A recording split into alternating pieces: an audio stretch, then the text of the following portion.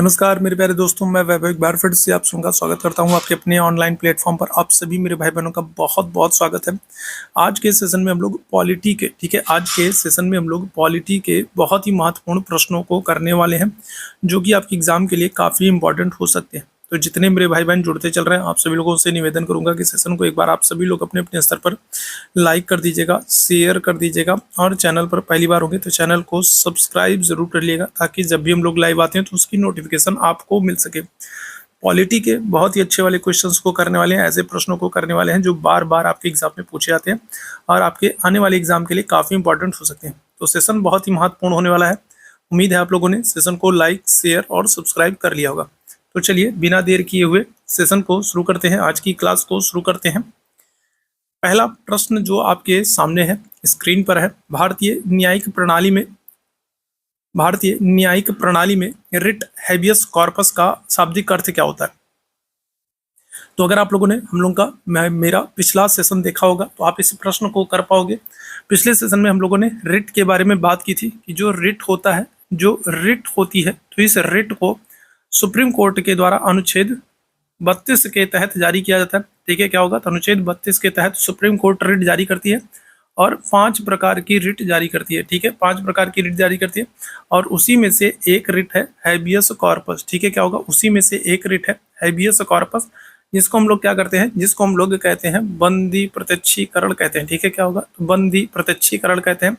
जिसे भी बंदी बनाया गया है, कैदी किया गया है, कैद किया गया है, कैदी जो है, तो उसको क्या किया जाए, उसको प्रत्यक्ष रूप से प्रस्तुत किया जाए। तो हैबियस कॉर्पस का अर्थ होता है बंदी प्रत्यक्षीकरण। और यहाँ पर जो सही विकल्प होगा वो क्या हो जाएगा कि आपको बंदी प्रत्यक्षीकरण का अधिकार प्राप्त होगा। ऑप्शन संख्या क्या कर दोगे, तो डी आंसर कर दोगे। ठीक है, हैबियस कॉर्पस का अर्थ क्या होता है, बंदी प्रत्यक्षीकरण। ठीक है, आगे बढ़ेंगे अगले प्रश्न की तरफ। अगला जो प्रश्न है, परमादेश रिट क्या होता है। तो 5 प्रकार की जो रिटें जारी की जाती हैं उसमें एक रिट ये भी होती है, परमादेश होती है। परमादेश को हम लोग क्या करते हैं, तो परमादेश को मैंडामस कहा जाता है। ठीक है, क्या करते हैं, तो परमादेश को अगर हम लोग बात करें मैंडामस कहा जाता है। तो नाम आप याद रखेंगे। परमादेश का अर्थ क्या होता है, जब किसी सरकारी निकाय से उसके कर्तव्यों का पालन कराना। मान लीजिए कोई अधिकारी है, कोई सरकारी कर्मचारी है, कोई अधिकारी है और वो अपने कर्तव्यों का पालन नहीं कर रहा है। कोई सरकारी कर्मचारी है, ठीक है, और वो अपने कर्तव्यों का पालन नहीं कर रहा है, तो आप क्या करेंगे, आप न्यायालय में एक याचिका दायर करेंगे और फिर न्यायालय क्या करता है, तो न्यायालय उसके बाद एक परमादेश रिट को जारी करता है, मैंडामस रिट को जारी करता है। और इस रिट के द्वारा जो सरकारी अधिकारी है या जो सरकारी कर्मचारी है उसको उसके कर्तव्यों को सही तरीके से करने का निर्देश दिया जाता है। ठीक है, तो ये ध्यान रखिएगा। तो ऑप्शन संख्या क्या हो जाएगा, तो बी बिल्कुल करेक्ट हो जाएगा। ठीक, उस रिट का नाम बताइए जिसके तहत अदालत किसी गिरफ्तारी का तरीका या आधार विधिक और संतोषजनक न होने पर गिरफ्तार व्यक्ति को उसके सामने पेश किया जाने या फिर मुक्त किया जाने का आदेश देता है। तो अभी हम लोगों ने बात किया था, क्या हो जाएगा, तो बंदी प्रत्यक्षीकरण हो जाएगा। ठीक है, जिस भी व्यक्ति को बंदी बनाया गया है, कैद किया गया है, कैदी जो है, जिसको कैद किया गया है, कैदी के रूप में रखा गया है, बंदी के रूप में रखा गया है, उसको क्या किया जाएगा, तो बंदी प्रत्यक्षीकरण हैबियस कॉर्पस के माध्यम से न्यायालय एक रिट जारी करती है और क्या करेगी, उसको जो है उसको क्या करेगी, तो उसको अदालत के सामने पेश करने का आदेश देगी और अदालत फैसला करेगी कि वो सच में सही तरीकों से गिरफ्तार किया गया है, गलत कारणों से गिरफ्तार किया गया। अगर गलत कारणों से गिरफ्तार किया गया है, मतलब उसको गिरफ्तार किए जाने के कारण सही नहीं है, तो न्यायालय क्या करेगी, उसको मुक्त करने का आदेश दे देगी। बंदी प्रत्यक्षीकरण हो जाएगा। ऑप्शन संख्या डी आंसर कर दोगे। ठीक है, यहाँ पर एक बार फिर से देख लो, बहुत ही महत्वपूर्ण है, एक बार फिर से देख लो, यहाँ से प्रश्न आपके एग्जाम में बन जाते हैं। अगर हम लोग बात करें तो सुप्रीम कोर्ट जो है ये 5 तरह की रिट जारी करती है। बंदी प्रत्यक्षीकरण, जिसको आप कहते हो हैबियस कॉर्पस कहते हो। ठीक है, इसके बाद अगर हम लोग बात करें क्या हो जाएगा, इसके बाद अगर हम लोग बात करें तो परमादेश, जिसको आप मैंडामस कहते हो। तीसरा आपका प्रतिषेध हो जाएगा, प्रोहिबिशन, उत्प्रेषण, सर्टियोरारी हो जाएगा। ठीक है, क्या हो जाएगा, सर्टियोरारी हो जाएगा। और लास्ट अगर हम लोग बात करेंगे तो अधिकार परीक्षा क्यू वारंटो।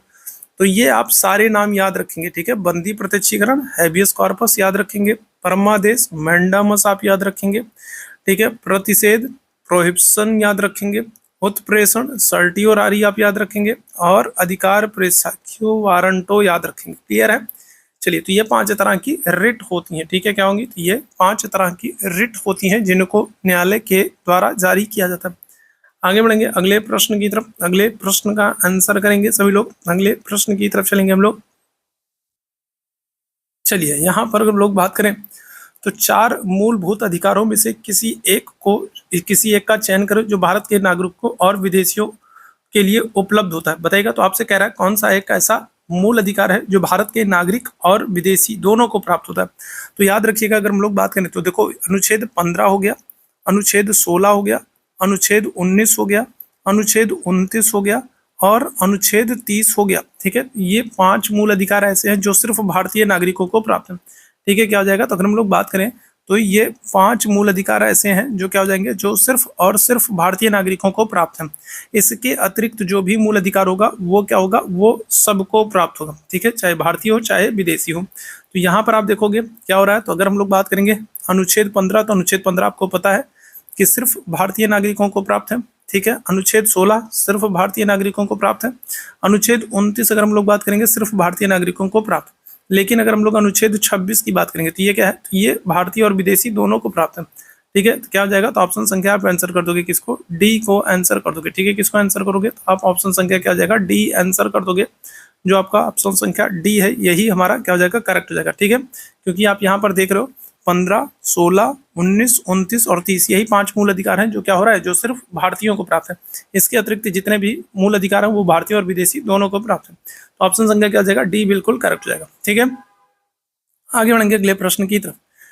ठीक है, समाज के आर्थिक रूप से कमजोर वर्गों, ठीक है, अनुसूचित जाति जनजाति और शिक्षण और जनजातियों के शिक्षण एवं आर्थिक हितों के संवर्धन का प्रावधान निम्न में से कहां पर किया गया। तो अगर हम लोग बात करें जो अनुसूचित जाति के लोग हैं, जनजाति के लोग हैं, ठीक है, जो समाज में आर्थिक रूप से जो कमजोर वर्ग के लोग हैं, ठीक है, या फिर जो अनुसूचित जाति जनजाति के लोग हैं, ठीक है, उनको भाषा, शिक्षा आदि के संदर्भ में अपनी भाषा, सभ्यता, संस्कृति का संवर्धन करने, उनका संरक्षण करने का अधिकार जो है आपको कहाँ पर, तो ये राज्य के नीति निर्देशक तत्व में प्राप्त है। और कहाँ पर प्राप्त है, तो आप आंसर करोगे शिक्षा और संस्कृति जो है राज्य के नीति निर्देशक तत्व में प्राप्त है।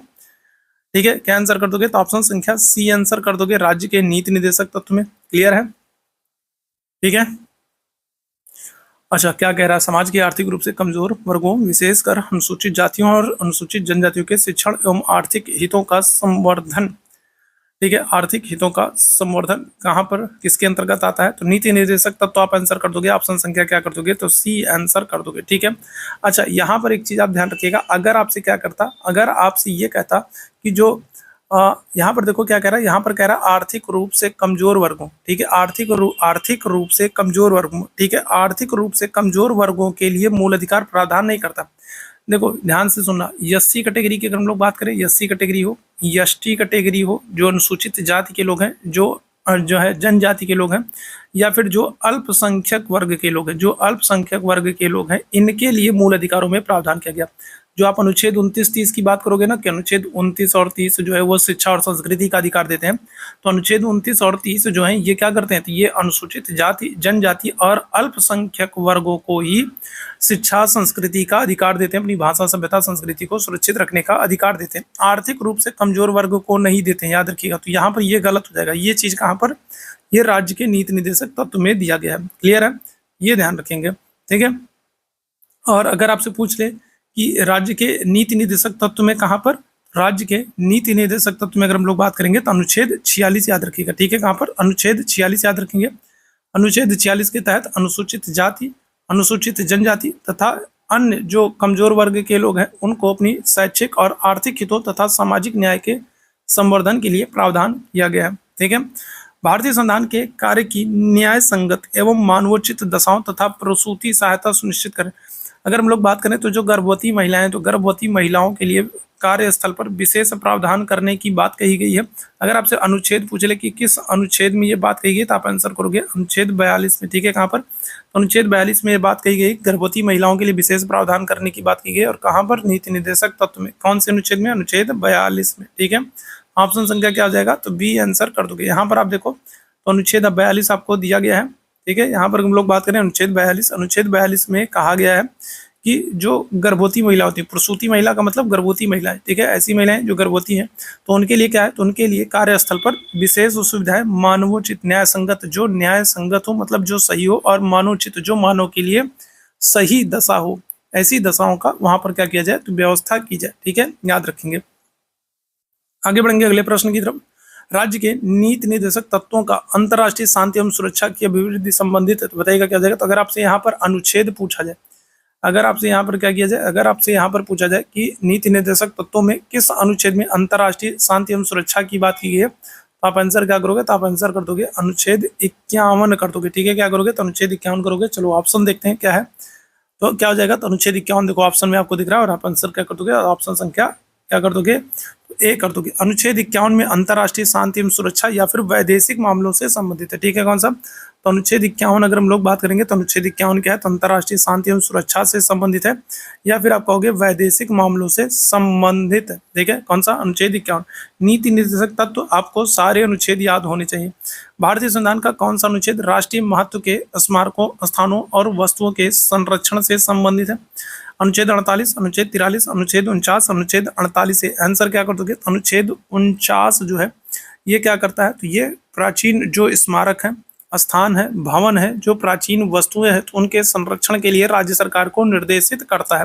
ठीक है, ऐसे भवन, ऐसे स्मारक, ऐसे स्थान या फिर ऐसी वस्तुएं जो राष्ट्रीय महत्व की हैं, तो उनके संरक्षण के लिए अनुच्छेद 49 के तहत राज्य सरकार को निर्देशित किया जाता है। ठीक है, भारतीय संविधान के भाग 4 में अनुच्छेद 36 से 51 में नीति निर्देशक तत्वों का प्रावधान किया गया है, और इसमें अनुच्छेद 49 में ये बात कही गई है कि राष्ट्रीय महत्व के जो स्मारक हैं, स्थान और वस्तुएं हैं, तो उनके संरक्षण को क्या किया जाए, बढ़ावा दिया जाए। ठीक है, आगे बढ़ेंगे अगले प्रश्न की तरफ। राज्य के नीति निर्देशक सिद्धांतों में निहित प्रावधानों को क्या हो जाएगा, बताइएगा। तो अगर हम लोग 272वें प्रश्न की बात करेंगे, क्या हो जाएगा, क्या आंसर कर रहा है, तो जो राज्य के नीति निर्देशक तत्व हैं, इनके संदर्भ में आपसे पूछा जा रहा है, बताइएगा क्या हो जाएगा। किसी भी न्यायालय के द्वारा लागू नहीं किया जा सकता है।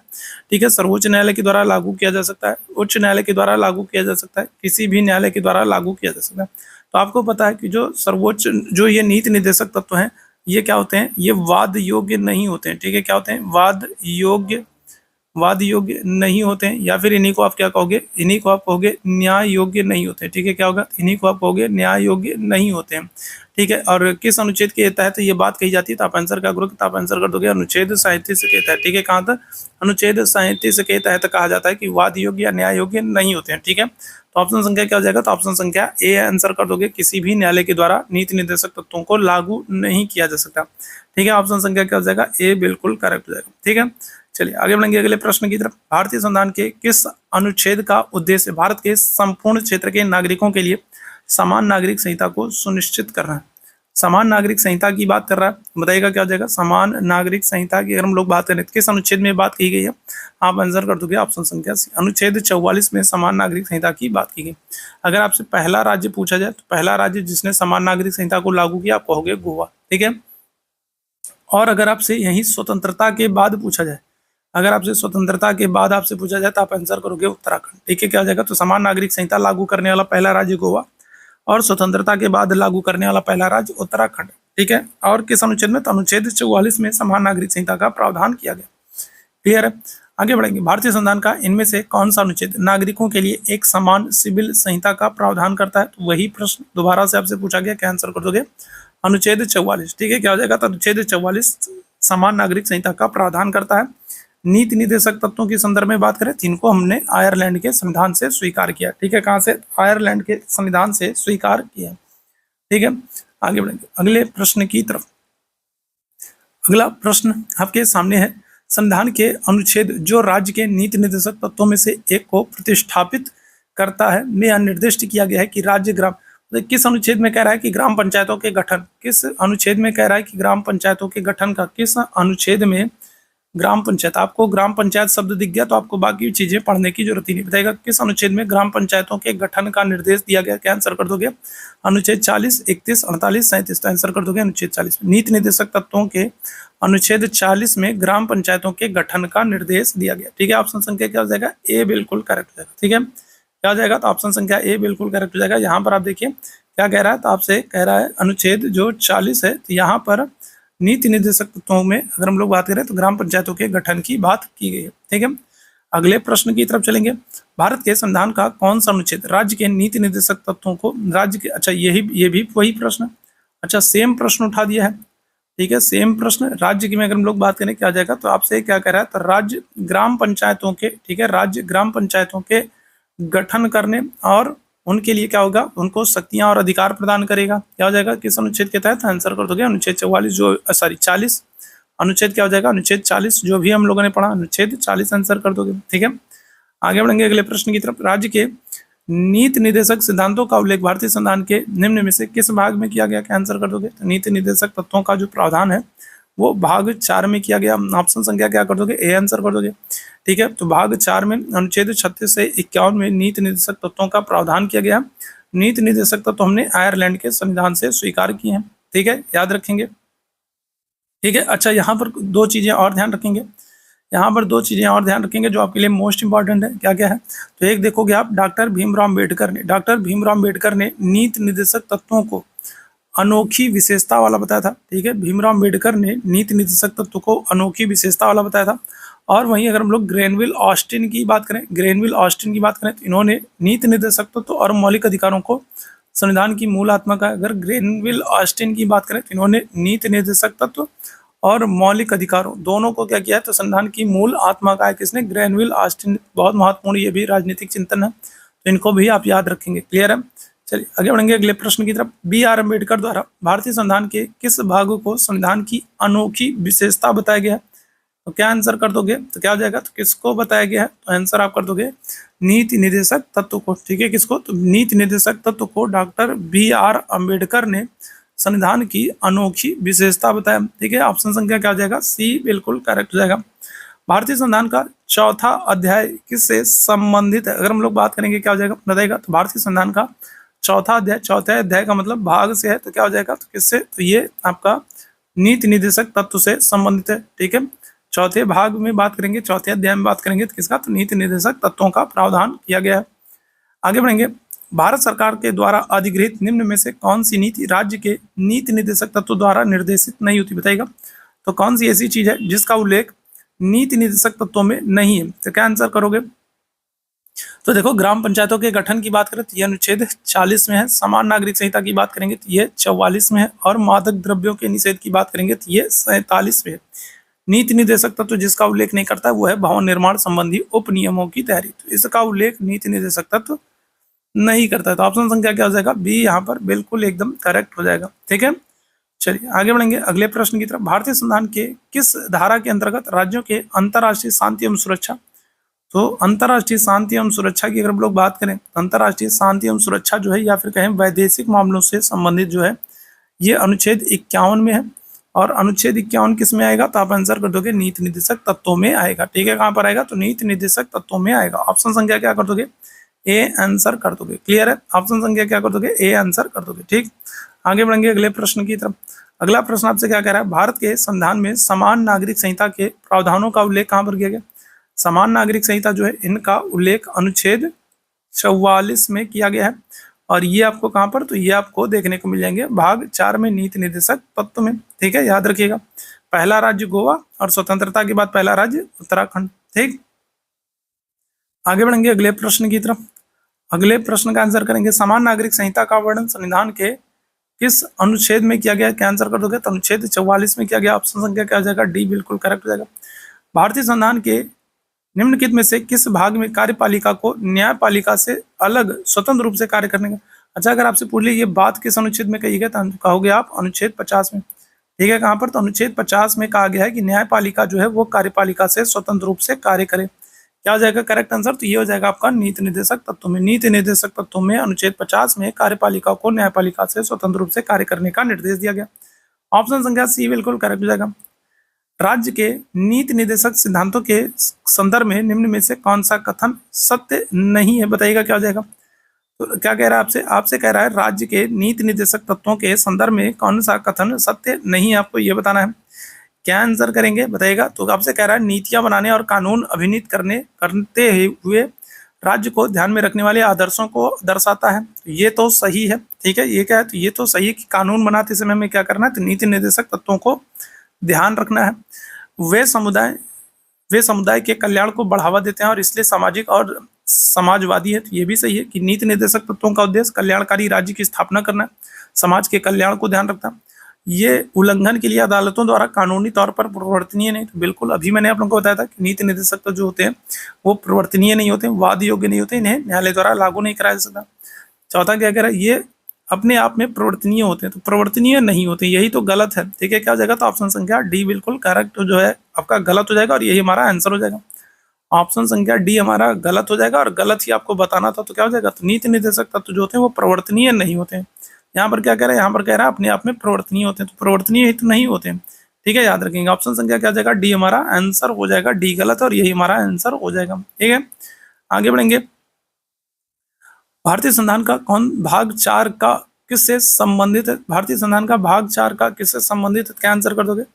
भाग 4 का में अगर हम लोग बात करेंगे किसका, तो मौलिक कर्तव्यों का। ठीक है, किसका, तो मौलिक कर्तव्यों का उल्लेख है। मौलिक कर्तव्य अगर आपसे पूछ ले किस देश से हमने लिया है, तो आप आंसर करोगे रूस या फिर कहोगे सोवियत संघ से। ठीक है, कहाँ से, तो रूस या फिर आप कहोगे सोवियत संघ से हमने मौलिक कर्तव्यों को लिया। और भाग 4 का में अनुच्छेद 51 का में, ठीक है, कहाँ पर, तो अनुच्छेद 51 का में, भाग 4 का अनुच्छेद 51 का में मौलिक कर्तव्यों का उल्लेख है। ठीक है, याद रखेंगे।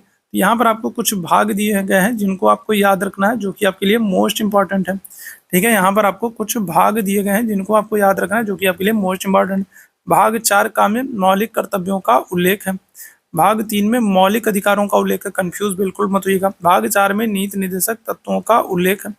ठीक है, और भाग 2 में हम लोग बात करेंगे क्या जाएगा, तो नागरिकता का उल्लेख है। ठीक है, तो ये चारों भाग आपको याद रखने हैं, आपके लिए मोस्ट इंपॉर्टेंट है। ठीक है, चलिए आगे बढ़ा जाए।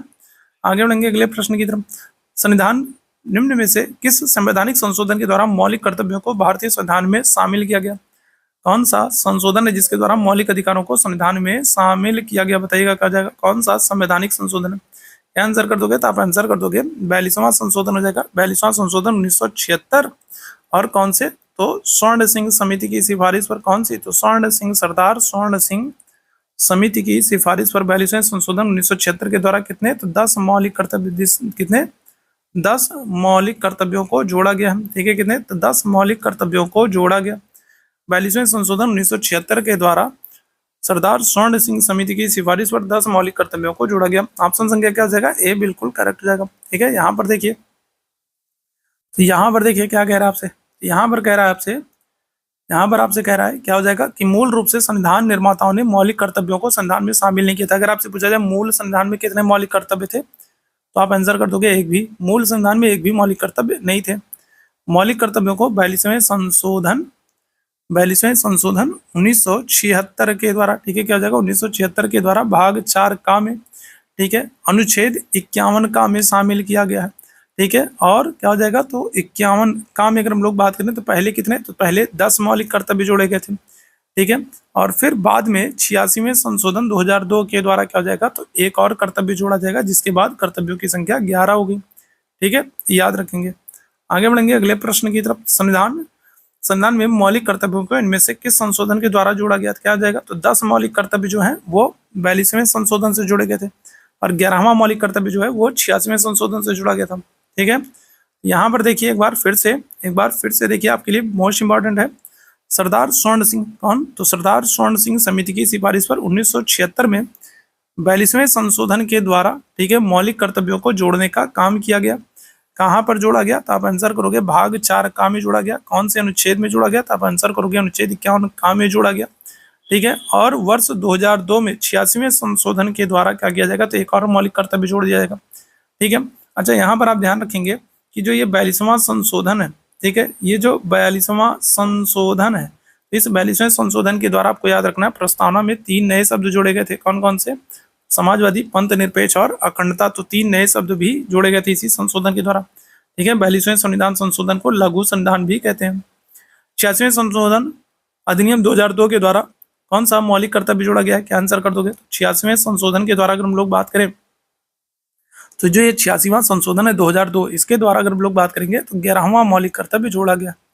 ठीक है, क्या आ जाएगा, तो 86वें संशोधन 2002 के द्वारा अगर हम लोग बात करेंगे तो 11वां मौलिक कर्तव्य जोड़ा गया, जिसमें 6 से 14 वर्ष के जो बच्चे हैं उनके लिए निःशुल्क एवं अनिवार्य शिक्षा की बात की गई है। ठीक है, उनके माता पिता या अभिभावक को देने की बात की गई है। ठीक, 2002 में संविधान के 86वें संशोधन द्वारा भारत के मौलिक कर्तव्यों के खंड के तहत कौन सा अतिरिक्त कर्तव्य शामिल किया गया, क्या आ जाएगा, तो अगर हम लोग बात करेंगे जो 86वां संशोधन 2002 है, अगर हम लोग बात करेंगे किसकी, अगर हम लोग बात करेंगे, ठीक है, 86वां संशोधन 2002 की अगर हम लोग बात करेंगे तो देखो 86वें संविधान संशोधन 2002 के द्वारा जो 6 से 14 वर्ष की आयु के जो बच्चे हैं उनको शिक्षा देने का जो उत्तरदायित्व है वो उनके माता पिता या अभिभावक को सौंपा गया है। तो क्या आंसर करोगे? यहाँ पर देखोगे ऑप्शन संख्या क्या हो रहा है, ऑप्शन संख्या सी। यदि माता पिता या संरक्षक हैं तो 6 वर्ष की आयु वाले जो बच्चे हैं उनको क्या करेंगे, तो उनकी जिम्मेदारी है कि वो अपने बच्चों को शिक्षा प्रदान करेंगे। ऑप्शन संख्या क्या कर दोगे, तो ऑप्शन संख्या सी आंसर कर दोगे। क्लियर है? ऑप्शन संख्या क्या हो जाएगा, सी बिल्कुल करेक्ट आंसर हो जाएगा। ठीक है, ठीक है। यहाँ पर देखिएगा, यहाँ पर क्या कह रहा है, यहाँ पर हम लोग बात करें तो याद रखिएगा 11वें मौलिक कर्तव्य के द्वारा 86वें संशोधन 2002 के द्वारा क्या हो रहा है, 51 काम में जोड़ा गया, जिसमें 6 से 14 साल के बच्चों या बच्चों को माता पिता या अभिभावक अपने बच्चों की शिक्षा दिलाने के लिए अवसर प्रदान करेंगे। ठीक है, ये याद रखिएगा, बहुत इंपॉर्टेंट है। क्लियर है? आगे बढ़ेंगे अगले प्रश्न की तरफ। अगला प्रश्न आपके सामने, मौलिक कर्तव्यों को भारतीय संविधान में किस संशोधन के द्वारा जोड़ा गया? मौलिक कर्तव्यों को किस संशोधन के द्वारा संविधान में जोड़ने का काम किया गया है? तो क्या आंसर कर दोगे, तो आप आंसर कर दोगे 42वें संशोधन। ठीक है, कौन से? तो 42वें संशोधन 1976 के द्वारा, 42वें संशोधन 1976 के द्वारा इनको जोड़ने का काम किया गया है। ठीक है, भारतीय संविधान में मौलिक कर्तव्यों को शामिल किए जाने की सिफारिश किस समिति ने की थी? क्या आ जाएगा? बहुत ही महत्वपूर्ण सा ये प्रश्न है, कौन सी समिति है? तो आप आंसर कर दोगे सरदार स्वर्ण सिंह समिति है, इसी ने सिफारिश की थी कि मौलिक कर्तव्यों को संविधान में शामिल किया जाए। ऑप्शन संख्या क्या हो जाएगा, सी बिल्कुल करेक्ट जाएगा। कौन सा संविधान के अनुच्छेद 51 का के अंतर्गत कौन आते हैं? क्या आ जाएगा, तो 51 का में अगर हम लोग बात करेंगे क्या हो जाएगा, तो मौलिक कर्तव्य हो जाएंगे। ठीक है, जिनको हमने रूस, सोवियत संघ, यूएसएसआर से लिया है। ठीक है, तो क्या आंसर कर दोगे, मौलिक कर्तव्य कर दोगे। ठीक है, आगे बढ़ेंगे। किस संशोधन के द्वारा भारतीय संविधान में एक अध्याय 4 का जोड़ा गया, जिसमें मौलिक कर्तव्यों के संबंधित केवल एक अनुच्छेद 51A शामिल है? क्या हो जाएगा, तो कौन से संशोधन से जोड़ा गया? तो सीधे सीधे आपसे पूछ रहा है मौलिक कर्तव्य किस संशोधन से? 42वें संशोधन में। 42वें संशोधन 1976 से भाग 4 का जोड़ा गया है, जिसमें क्या है, जिसमें अनुच्छेद 51 का में मौलिक कर्तव्यों का उल्लेख किया गया। ऑप्शन संख्या क्या कर दोगे, डी आंसर कर दोगे। ठीक है, भारतीय संविधान में दिए गए मौलिक कर्तव्यों के संदर्भ में कौन सा कथन सत्य है? बताइएगा, मौलिक कर्तव्यों के संदर्भ में आपसे पूछ रहा है, बताइएगा मौलिक कर्तव्यों के संदर्भ में पूछ रहा है कौन सा कथन सत्य है? भविष्य के लिए पैसे बचाना एक मौलिक कर्तव्य है? ये नहीं, ये आपका मौलिक कर्तव्य नहीं है। ठीक है, जो 11 मौलिक कर्तव्य हैं उसमें ये नहीं है। जैव विविधता को संरक्षित रखना एक मौलिक कर्तव्य है। माता पिता की आज्ञा मानना एक मौलिक कर्तव्य, ये मौलिक 11 जो मौलिक कर्तव्य ये नहीं है। 6 से 14 वर्ष के बच्चों को अनिवार्य शिक्षा प्रदान करना हमारा मौलिक कर्तव्य है। जैव विविधता को संरक्षित करना, ठीक है, जैव विविधता को संरक्षित करना एक मौलिक कर्तव्य, तो ये भी मौलिक कर्तव्य नहीं हो जाएगा। क्या हो जाएगा, तो 6 से 14 वर्ष के जो बच्चे हैं उनको अनिवार्य शिक्षा प्रदान करना माता पिता या अभिभावक का मौलिक कर्तव्य। ऑप्शन संख्या क्या कर दोगे, तो डी आंसर कर दोगे। ठीक है, क्या कर दोगे, तो ऑप्शन संख्या डी आंसर कर दोगे। ठीक है, याद रखेंगे। चलिए आगे बढ़ेंगे। भारतीय संविधान का कौन सा अनुच्छेद मौलिक कर्तव्यों से संबंधित है? भारतीय संविधान का कौन सा अनुच्छेद मौलिक कर्तव्यों से संबंधित है? क्या आंसर करिएगा, तो आप आंसर कर दोगे, क्या हो जाएगा, ऑप्शन संख्या, क्या आंसर करिएगा, तो ऑप्शन संख्या आप आंसर करोगे भाग 4 का अनुच्छेद 51 है। ठीक है, क्या हो जाएगा, तो भाग 4 का अनुच्छेद 51 का में मौलिक कर्तव्यों का उल्लेख है। ऑप्शन संख्या डी आंसर करिएगा। ठीक है, चलिए आगे बढ़ेंगे। भारतीय संविधान में मौलिक कर्तव्यों को किस समिति की सिफारिश पर, क्या हो जाएगा, तो आंसर कर दोगे आप स्वर्ण सिंह समिति की सिफारिश पर। कौन सी समिति है, तो स्वर्ण सिंह समिति की सिफारिश पर। ठीक है, ऑप्शन संख्या बी बिल्कुल करेक्ट जाएगा। ठीक है, 42वें संशोधन 1976 के द्वारा। ठीक है, भाग 4 का अनुच्छेद 51 काम है। ठीक, आगे बढ़ेंगे। भारतीय संविधान में मौलिक कर्तव्यों की सूची में 11वें मौलिक कर्तव्य को किस वर्ष शामिल किया गया? क्या आंसर कर दोगे, 11वां मौलिक कर्तव्य जो है वो 86वें संशोधन 2002 के द्वारा शामिल किया गया था। ऑप्शन संख्या बी आंसर कर दोगे।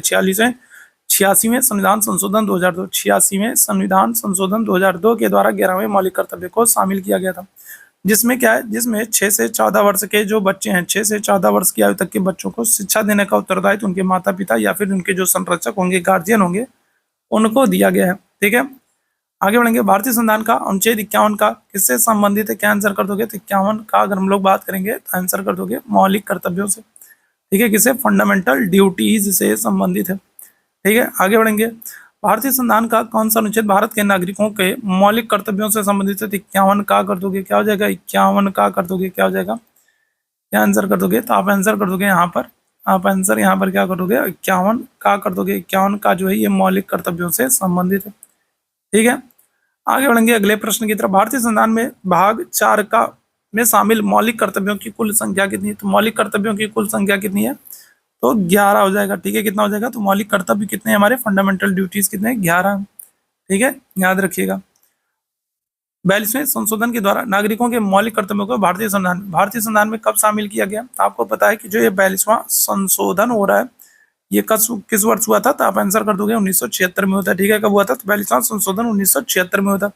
ऑप्शन संख्या ए बिल्कुल करेक्ट हो जाएगा। ठीक है, आगे बढ़िएगा। भारतीय संविधान का पालन करना और राष्ट्रगान और राष्ट्रीय ध्वज का सम्मान करना हमारे भारतीय संविधान में शामिल है। ठीक है, कौन सा मौलिक कर्तव्य? तो अगर हम लोग बात करें तो आपको कितने? तो आपको 11 मौलिक कर्तव्य दिए गए। ठीक है, कितने? तो आपको अगर हम लोग बात करें तो आपको 11 मौलिक कर्तव्य दिए गए। और इस 11 मौलिक कर्तव्य में पहला ही जो मौलिक कर्तव्य है वो क्या है? तो वो ये है कि आपको संविधान का पालन करना है तथा जो राष्ट्रगान है या फिर जो हमारे राष्ट्रीय ध्वज हैं उनका आपको क्या करना है? उनका सम्मान करना है। तो 11 मौलिक कर्तव्य दिए गए और 11 मौलिक कर्तव्य में पहला ही कर्तव्य है कि आपको संविधान का पालन करना है, राष्ट्रगान और राष्ट्रीय ध्वज का पालन करना है। क्लियर है? ठीक है, तो ये ध्यान रखिएगा। क्या हो जाएगा? तो ऑप्शन संख्या हम लोग बात करेंगे तो आपका ठीक है पहला जो मौलिक कर्तव्य है वही हो जाएगा। ठीक है, याद रखेंगे। ठीक है, यहाँ पर कुछ और चीजें एक बार फिर से देख लो। तो 1976 में सरदार स्वर्ण सिंह समिति, ठीक है, कौन सी है? तो 1976 में अगर हम लोग बात करेंगे तो 1976 में सरदार स्वर्ण सिंह समिति है। तो इसकी सिफारिश पर भाग 4 का में ठीक है शामिल किया गया। पहले अगर हम लोग बात करें तो पहले मौलिक कर्तव्यों की संख्या 10 थी। फिर 86वें संशोधन 2002 के द्वारा एक और मौलिक कर्तव्य जोड़ा गया और इनकी संख्या कितनी हो गई? 11 हो गई। ठीक है, याद रखेंगे। और 11 अभी क्या है? तो अभी 11 कर्तव्य है। कहाँ पर है? अनुच्छेद 51 का में है। कौन से भाग में है? तो आंसर कर दोगे भाग 4 का में। ठीक है, याद रखिएगा। और जैसे नीति निर्देशक तत्व, जो नीति निर्देशक तत्व है वो वाद योग्य नहीं होते, उसी तरीके से अगर हम लोग मौलिक कर्तव्यों की बात करें तो मौलिक कर्तव्य भी वाद योग्य नहीं होते हैं। ठीक है, जैसे नीति निर्देशक तत्व वाद योग्य नहीं होते हैं, वैसे ही अगर हम लोग बात करें तो मौलिक कर्तव्य भी आपके वाद योग्य नहीं होते हैं। ठीक है, तो ये आज छोटा सा सेशन था, हम लोगों ने डिस्कस किया पॉलिटी के कुछ महत्वपूर्ण प्रश्नों को हम लोगों ने डिस्कस किया। अभी तक अगर हम लोग बात करें तो हम लोगों ने संविधान के स्रोत, संविधान के भाग, संविधान की अनुसूचियां, प्रस्तावना, भाग 1, भाग 2, भाग 3, भाग 4 और भाग 4 का तक हम लोग क्वेश्चंस कर चुके हैं। अब कल से हम लोग क्या करेंगे? तो कल से हम लोग भाग 5 में पहुंचेंगे जहां पर संघ और उनकी कार्यपालिका, राष्ट्रपति, संसद, बाकी चीजें। तो कल हम लोग भाग 5 से प्रश्न करेंगे और संघ वाला जो चैप्टर है ये बहुत ही महत्वपूर्ण टॉपिक है, बहुत ही महत्वपूर्ण चैप्टर है।